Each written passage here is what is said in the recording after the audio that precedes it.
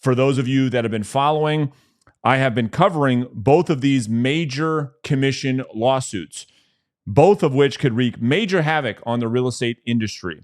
And unfortunately, this report has to do with the bigger of the two. So here's what happened.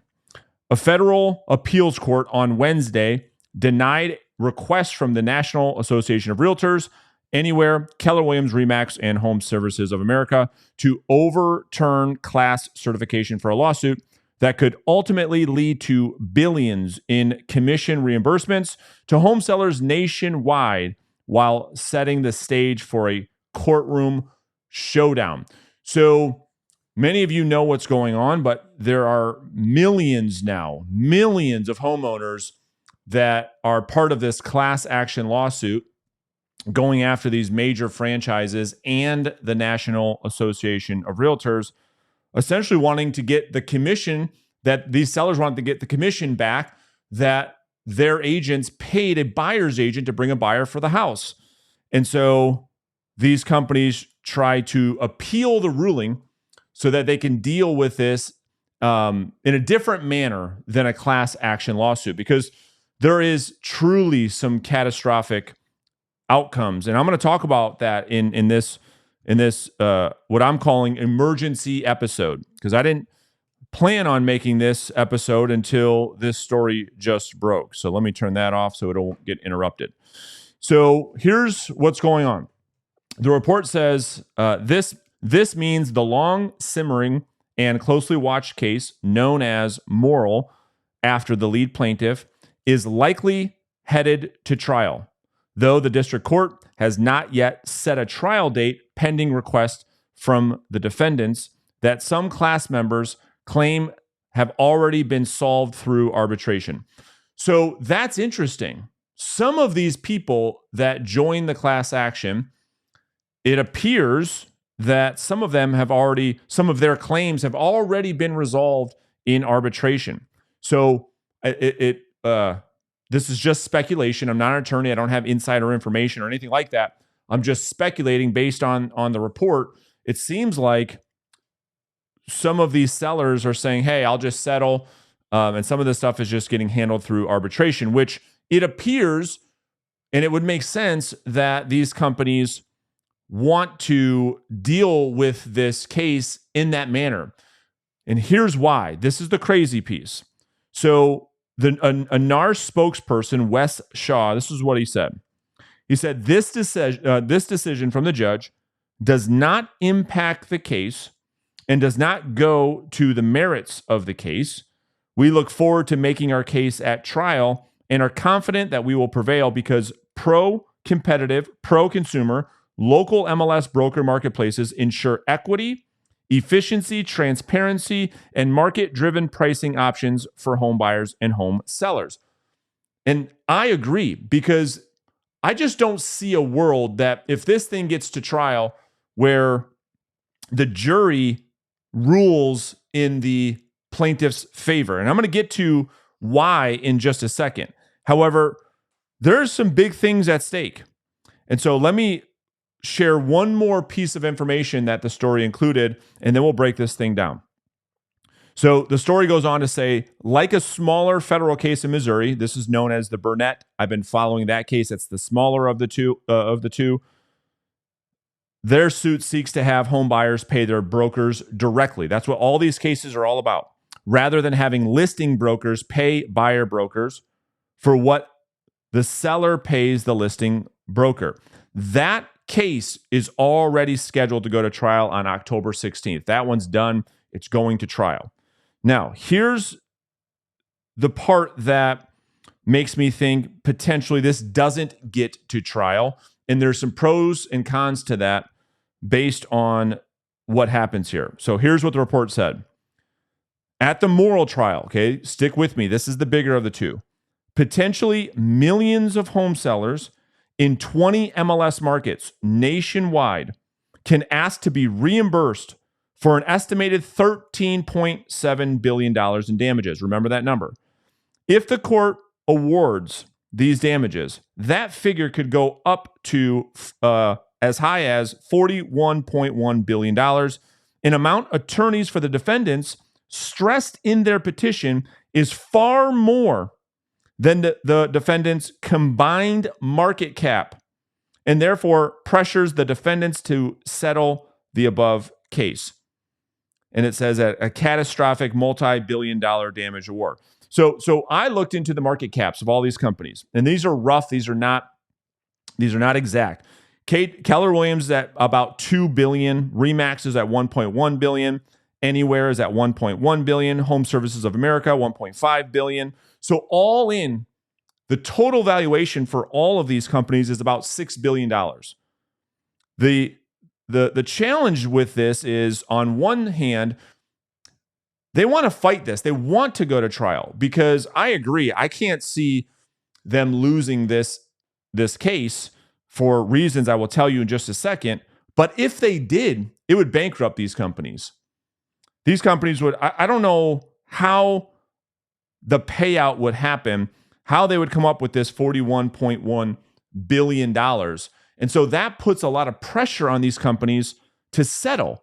But to settle then has some unintended consequences. It does have downstream impact, because essentially by settling, everything in the real estate industry as a result would have to change.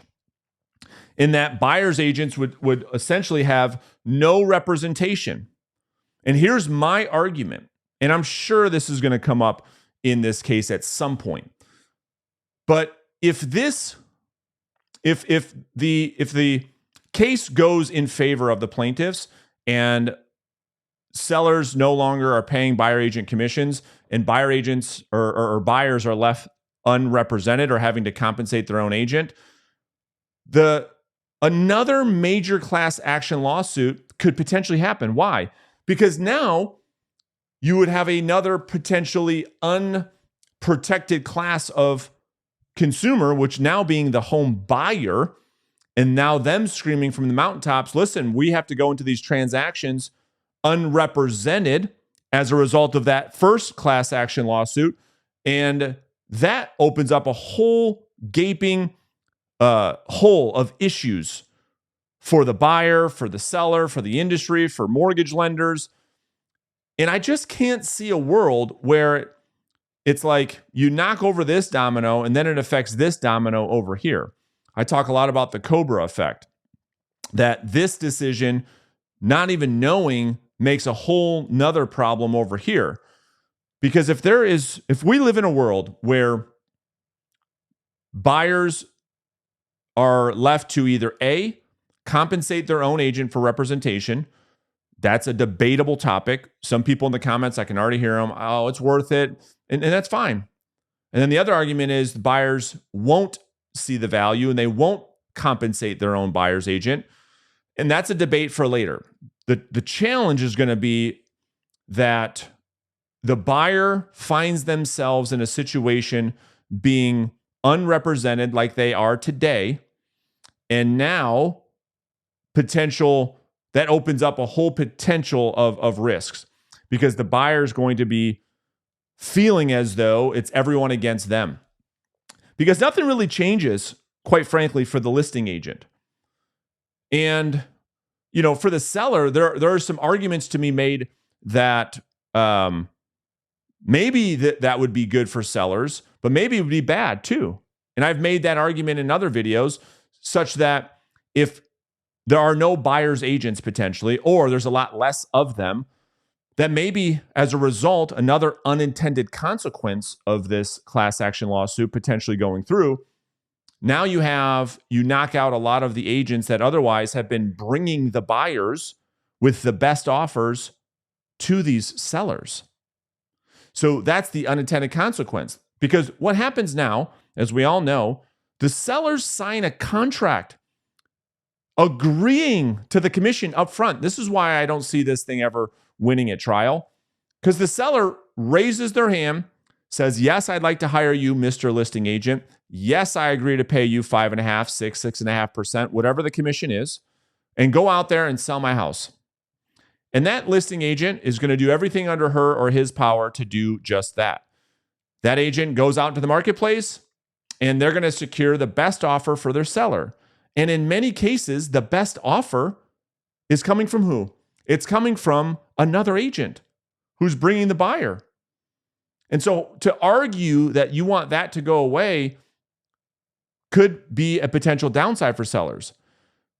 And how these sellers can have any chance of winning this, I don't see it. One, they sign a contract up front. Yes, I want you to sell my house. Yes, I agree to pay you this amount of money. Then an offer comes in from another agent at another company. Hey, we've got another offer. It's with another agent. And the seller, yet again, says, yep, that's fine. I like the offer. Because as we know, sellers aren't obligated to accept an offer. The seller says, yep, I'll accept that offer. Okay. Then we go through the entire process, the inspection, the appraisal. They get their closing numbers. They look at the closing numbers. They see it. It's black and white, fully transparent where the commissions are going. Half the commission's going to the listing agent. Half the commission's going to the buyer's agent. Yep, I'm good. Sign the closing documents, get a check, cash the check, never say a word, never have any issues. But now all of a sudden we want to go back and unwind all of that. I just don't see this thing winning in trial. But if I'm these companies, it's a huge gamble. Because if they lose, I don't know, maybe I'm missing something. Maybe you guys can help me out in the comments. But I don't see how these companies survive a potential $41 billion lawsuit when the total market cap for all these companies combined is $6 billion.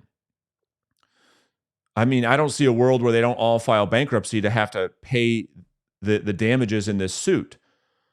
So we'll see. This is the most up-to-date breaking news.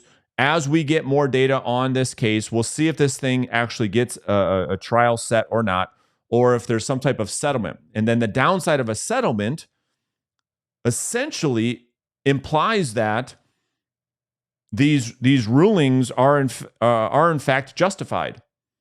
That the way a buyer agent is compensated today in the United States does need to change. And so that's the downside of settling and the upside of going to trial. But going to trial, upside you win, downside you essentially go out of business.